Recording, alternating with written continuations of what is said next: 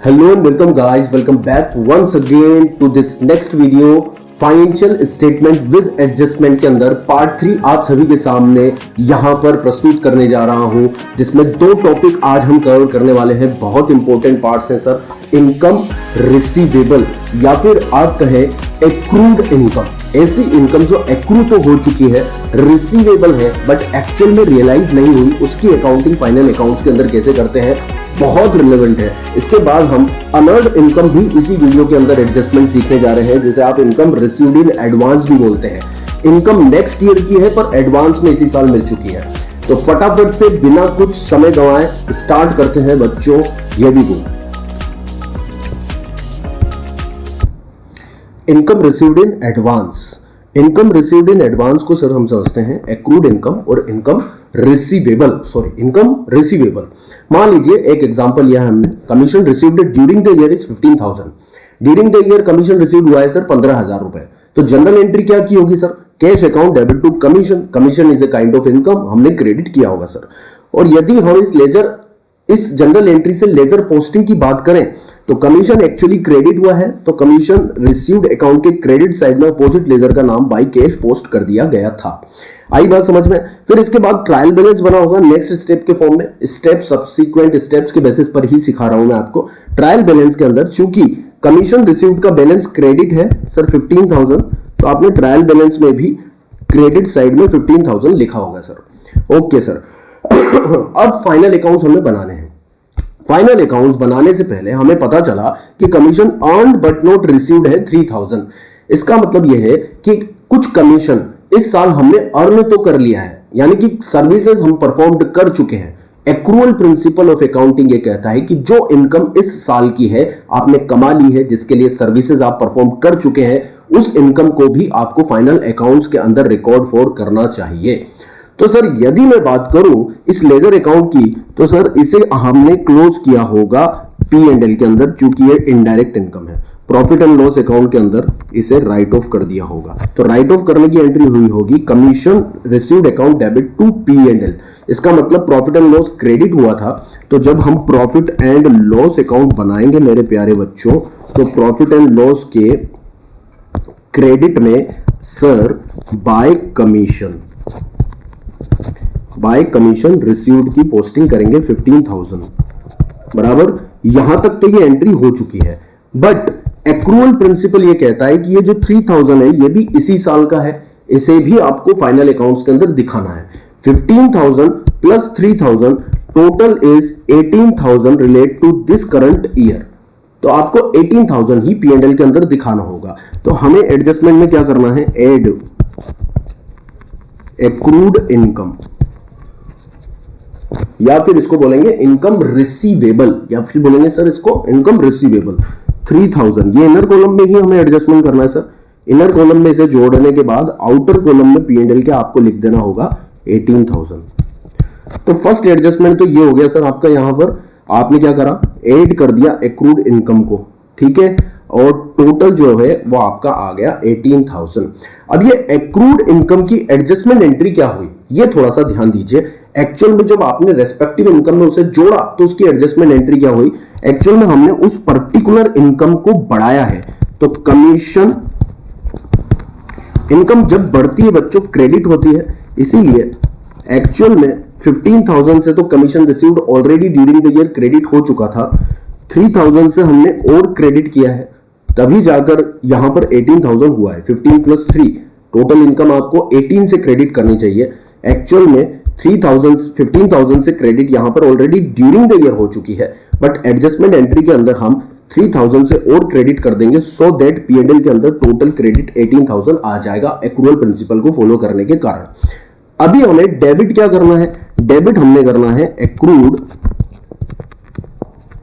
Commission. ये accrued commission हमने कर दिया डेबिट। ये एक्चुअली एडजस्टमेंट एंट्री हुई। ये 3,000 हम P&L में जोड़ चुके हैं सर, बट ये वाला जो डेबिट आपने किया है it is a current assets, it is a current asset. और इस करंट असेट्स को बच्चों हमें बैलेंस शीट में दिखाना पड़ेगा। बैलेंस शीट में हमें इसे असेट साइड में दिखाना होगा। ये इसका एडजस्टमेंट हो जाएगा। तो सर हम जब बैलेंस शीट बनाएंगे तो बैलेंस शीट के अंदर मेरे प्यारे बच्चों इसको असेट साइड में हमें दिखाना होगा एक्रूड या income commission receivable, accrued commission या फिर commission receivable 3000. Only that 3000 will be treated as current assets and will shown in the balance sheet. अब सर इसके अंदर व्हाट इफ करते हैं। व्हाट इफ जब एक्रूड कमीशन ट्रायल बैलेंस के नीचे नहीं दिया है, मतलब एडजस्टमेंट में नहीं दिया है, एक्रूड कमीशन जब ट्रायल बैलेंस में ही दिया हो तो स्थिति क्या होगी। अभी तो ये स्थिति है, बट यदि स्थिति ऐसी है कि सर ट्रायल बैलेंस आपके सामने है, बच्चों ध्यान दीजिएगा, ट्रायल बैलेंस आपके सामने है। ट्रायल बैलेंस के अंदर इन्होंने कमीशन रिसीव्ड दिया हुआ है क्रेडिट में 18,000 और एक्रूड कमीशन भी दिया हुआ है 3000। तो बच्चों इसका मतलब यह है कि ट्रायल बैलेंस में जो भी अकाउंट आते हैं, ट्रायल बैलेंस में कमीशन रिसीव्ड आया, इसका मतलब कमीशन रिसीव्ड की एंट्री हुई होगी और कमीशन रिसीव्ड के लेजर अकाउंट से ये बैलेंस आया होगा।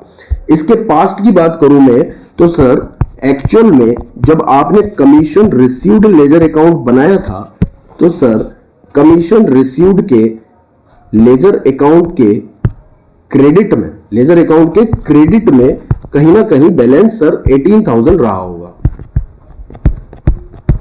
आई बात समझ में? तभी ट्रायल बैलेंस के क्रेडिट में 18,000 आ रहा है। और एक्रूड कमीशन का भी लेजर अकाउंट खुला होगा और उसके डेबिट में 3000 आया होगा। तो सर कैसे आया होगा? जब ये adjustment entry accrued commission account debit to commission received pass हो गई थी, तभी ये सब चीजें आ सकती है। यानी कि जब adjustment entry 3000 commission accrued account debit to commission received 3000 हो चुकी है तो रेस्पेक्टिव कमीशन रिसीव्ड के लेजर अकाउंट में भी क्रेडिट साइड में बाय एक्रूड कमीशन अकाउंट 3000 आया होगा और सर बाय कैश जो एक्चुअल में रियलाइज हुआ था 15,000 वो भी आया होगा। तभी हमने इसके क्रेडिट बैलेंस को ट्रायल बैलेंस के क्रेडिट में लिखा है। सर आई क्या बात समझ में?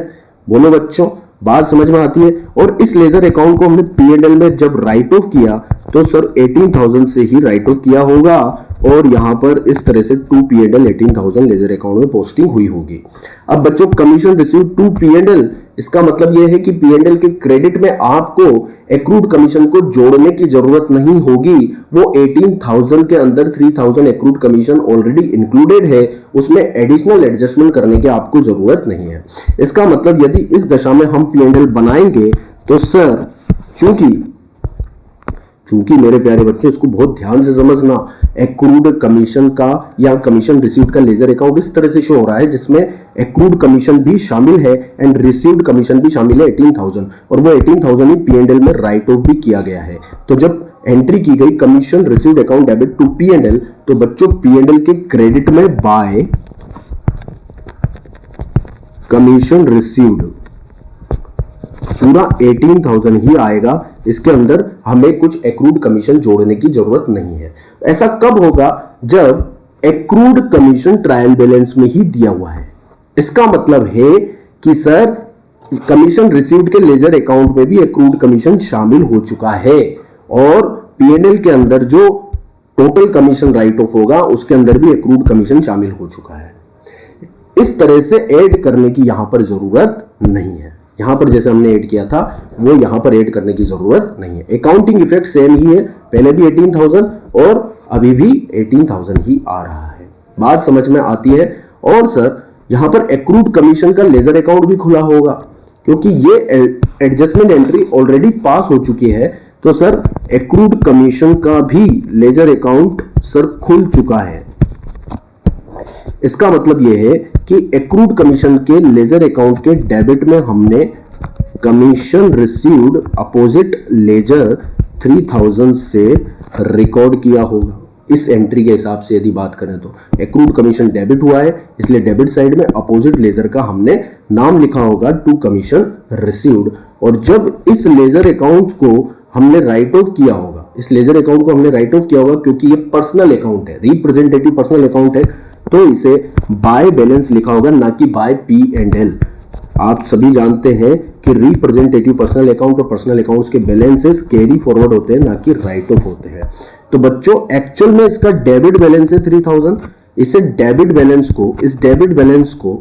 बैलेंस को हम दिखाएंगे बैलेंस शीट में, कहां पर, असेट साइड में। क्या ये बात समझ में आती है सर? बिल्कुल। तो इस तरह से यदि एक्रूड कमीशन ट्रायल बैलेंस के अंदर ही दिया है तो P&L के अंदर कुछ एडिशनल जोड़ने की जरूरत नहीं है, आपको 18,000 कमीशन दिखाना होगा और इस एक्रूड कमीशन को आपको बैलेंस शीट के अंदर असेट साइड में दिखाना होगा।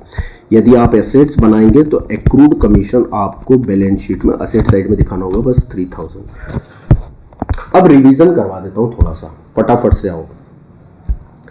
यदि क्वेश्चन इस तरह से आता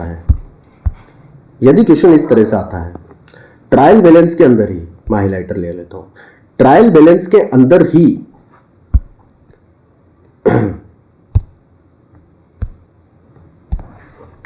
यदि ट्रायल बैलेंस के अंदर कमीशन रिसीव्ड दिया हुआ है 15,000, एक्रूड कमीशन ट्रायल बैलेंस में नहीं दिया है और ट्रायल बैलेंस के नीचे एडजस्टमेंट दिया है कि commission earn but not received, मतलब एक्रूड कमीशन की इंफॉर्मेशन ट्रायल बैलेंस के नीचे दी हुई है, तो सर उस एक्रूड कमीशन को P&L में भी हमें जोड़ना है क्योंकि उसकी एडजस्टमेंट एंट्री अभी पास नहीं हुई है, accrued commission to commission entry pass नहीं हुई है, और साथ ही साथ उस एक्रूड कमीशन को हमें बैलेंस शीट में असेट साइड में भी दिखाना है, क्योंकि जब हमें एडिशनली इस एडजस्टमेंट एंट्री को पास करेंगे तो एक्रूड कमीशन डेबिट करना होगा और उसे करंट असेट्स के फॉर्म में बैलेंस शीट में असेट साइड में दिखाना होगा, राधे राधे। और कमीशन रिसीव्ड को क्रेडिट किया, इसलिए सर उस क्रेडिट को भी हमें यहां पर 3000 जोड़ के दिखाना होगा।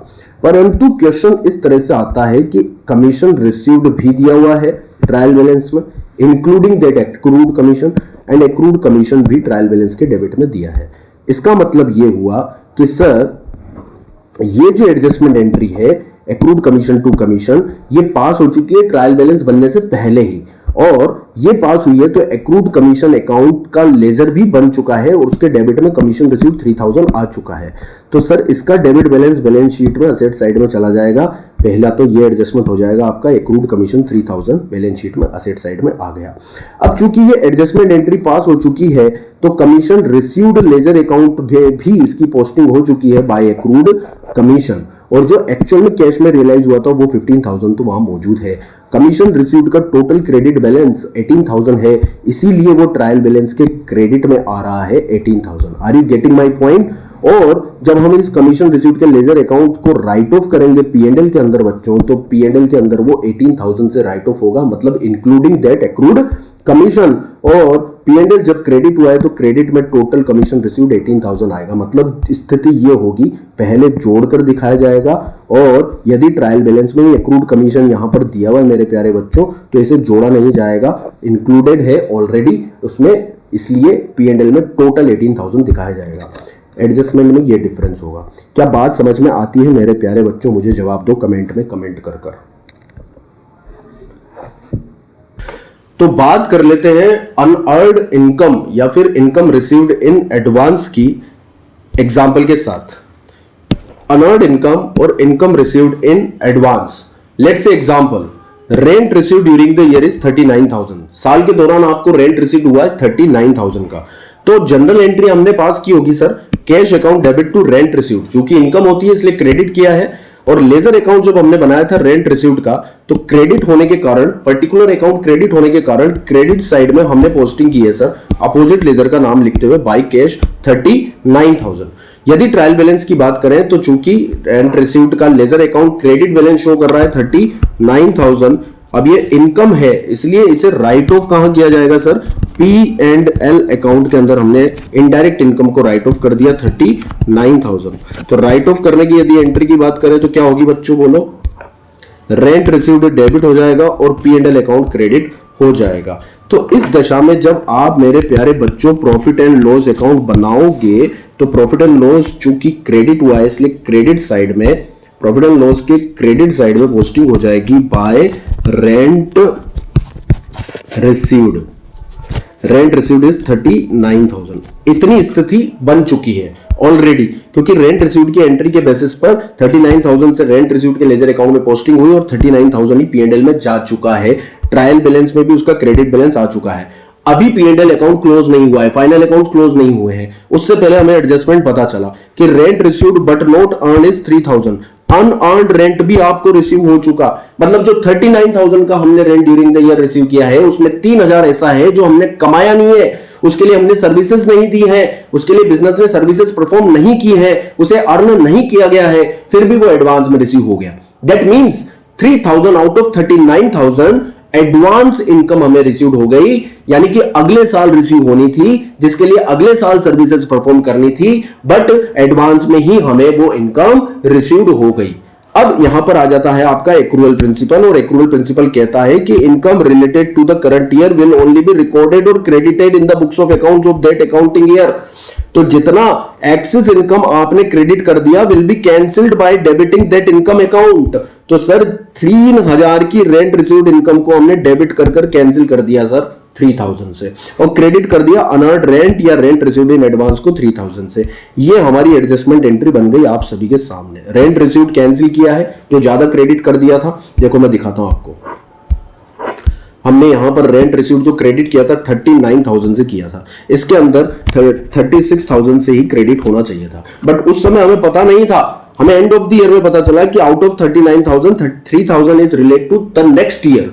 तो सर हम आप कैंसिल कर देंगे, क्योंकि फाइनल अभी तो बेटी बाप के ही फाइनल अकाउंट्स बने नहीं है, तो हम रेंट रिसीव्ड को डेबिट कर देंगे कैंसिल कर पर्टिकुलर रेंट इनकम को, और अनअर्न्ड रेंट को हम क्रेडिट कर देंगे या रेंट रिसीव्ड इन एडवांस को क्रेडिट कर देंगे। इसे एक लायबिलिटी मानेंगे, क्योंकि एडवांस में पैसा रिसीव करना लायबिलिटी कहलाता है, जिसके लिए हम सर्विस परफॉर्म नहीं किए हैं, जिसे हमने नहीं कमाया है, और ऐसी इनकम यदि किसी अकाउंटिंग ईयर के अंदर रियलाइज हो जाती है तो that is liability, that is your current liability and will be credited in your books of accounts to unearned rent, unearned income और इनकम रिसीव्ड इन एडवांस के नाम से। इसे बैलेंस शीट में दिखाना होगा। तो बच्चों बैलेंस शीट में यहां पर हमें लायबिलिटी साइड में अनअर्न्ड रेंट को दिखाना होगा। P&L की बात करें तो चूंकि रेंट रिसीव्ड ऑलरेडी क्रेडिट हो चुका था, उसके अंदर से 3,000 को हमें लेस करना पड़ेगा, और एक्रूअल प्रिंसिपल के हिसाब से जो पर्टिकुलर रेंट एक्चुअल में हमने अर्न किया है और पर्टिकुलर अकाउंटिंग ईयर से ही रिलेट करता है on the basis of accrual principle of accounting, उतना ही हमें इनकम के रूप में दिखाना होगा, क्योंकि एक्रूअल प्रिंसिपल कैश बेसिस को फॉलो करने के लिए मना करता है। हम अकाउंट्स में एक्रूअल प्रिंसिपल फॉलो करते हैं, कैश प्रिंसिपल हम फॉलो नहीं करते। यदि कैश प्रिंसिपल हम फॉलो करते तो इनकम को 39,000 से दिखाते। आई बात समझ में? क्योंकि कैश तो 39,000 ही रियलाइज हुआ है, 3,000 हमने लेस इसलिए किया है क्योंकि वो रिसीव तो हो चुका है बट अकाउंटिंग ईयर से रिलेट नहीं करता, एक्रू नहीं हुआ है, कमाया नहीं है हमने, इसलिए 39,000 में से 3,000 को हमने लेस किया है। बच्चों क्या बात समझ में आती है? अब सुनो एक बात और, यदि ट्रायल बैलेंस आपको इस तरह का दिखे जिसके अंदर रेंट रिसीव्ड तो लिखा हुआ है 39,000, ठीक है, और अनअर्न्ड रेंट भी लिखा हुआ है, कितना बच्चों? 3,000। तो ट्रायल बैलेंस ऐसा है, इसका मतलब अनअर्न्ड रेंट की एडजस्टमेंट एंट्री हो चुकी है तभी वो ट्रायल बैलेंस में आ रहा है। एडजस्टमेंट एंट्री क्या करी थी हमने? देखो बच्चों अभी ये वाली हमने एडजस्टमेंट एंट्री करी थी, एक्चुअल में ये एंट्री पास हो चुकी है, इसलिए अनअर्न्ड रेंट का लेजर अकाउंट भी खुल चुका है और लेजर अकाउंट के क्रेडिट में बाय रेंट रिसीव्ड आ चुका है, और उसे डेबिट में टू बैलेंस हमने लिखा होगा, इसीलिए उसका बैलेंस ट्रायल बैलेंस के डेबिट में शो हो रहा है। बच्चों देखो यहां पर, इसीलिए उसका बैलेंस ट्रायल बैलेंस के डेबिट में शो हो रहा है, क्योंकि अनअर्न्ड रेंट का लेजर अकाउंट ओपन हो चुका है। लेजर अकाउंट से ही ट्रायल बैलेंस में बैलेंसेस आते हैं। तो इसका मतलब क्या है? इसका मतलब यह है कि रेंट रिसीव्ड भी इस अनअर्न्ड रेंट से एडजस्ट हो चुका है। जब हमने रेंट रिसीव्ड का लेजर अकाउंट बनाया होगा तो एक्चुअल में उसमें पोजीशन ये रही होगी, बाई कैश, ठीक है, बाई कैश मान लो 42,000 रिसीव हुआ था, ठीक है, और यहां पर एडजस्टमेंट एंट्री के कारण rent received account debit to unearned rent, ठीक है, तो अनअर्न्ड रेंट 3,000, इस तरह की पोजीशन रही होगी मान लीजिए। तो सर यहां पर हमने इसे P&L से राइट ऑफ किया होगा टू P&L 39,000। तो एक्चुअल में P&L में ओरिजिनली ही रेंट रिसीव्ड का लेजर अकाउंट 39,000 से ही क्लोज हुआ होगा, इसलिए P&L के अंदर आपको एडजस्टमेंट करने की जरूरत नहीं है। इस दशा के अंदर जब ट्रायल बैलेंस के अंदर दोनों ही अकाउंट दिए हैं तब कभी भी P&L से रेस्पेक्टिव लेजर अकाउंट्स में एडजस्टमेंट P&L में करने की जरूरत आपको नहीं है, क्योंकि P&L के अंदर ऑलरेडी वो बाय रेंट रिसीव्ड 39,000 आ चुका है, जो कि इस साल से रिलेट करता है। आपको एडजस्टमेंट केवल बैलेंस शीट में करना है। बैलेंस शीट में रेंट रिसीव्ड इन एडवांस को आपको केवल लायबिलिटी दिखाना है, जिसे आप नाम दे सकते हो अनअर्न्ड रेंट या rent received in advance 3,000। Are you getting my point? ये दो इंपॉर्टेंट कॉन्सेप्ट आपके आज मैंने कवर किए हैं, बहुत क्रूशियल है, बहुत रिलेवेंट है। एक बार फिर से रीकैप कर लीजिएगा। ये एडजस्टमेंट नंबर ये आपका अनअर्न्ड इनकम, इससे रिलेटेड ये लिटरेचर और ये एडजस्टमेंट एंट्रीज विद एग्जांपल आप सभी के लिए, मेरे प्यारे बच्चों के लिए। और दूसरा था हमारा ये एक्रूड इनकम और इनकम रिसीव्ड इन एडवांस। इसके एग्जांपल और इसकी पूरी लिटरेचर आपके सामने है। कैसा लगा आपको वीडियो? कमेंट बॉक्स में अपनी ओपिनियन जरूर से पोस्ट कीजिएगा, शेयर कर दीजिएगा, लाइक कर लीजिएगा, सब्सक्राइब कर दीजिएगा if you have not yet subscribe, press the bell icon. मिलते हैं नेक्स्ट वीडियो में बहुत ही जल्दी। तब तक के लिए see you, take care, bye bye, Radhe Radhe.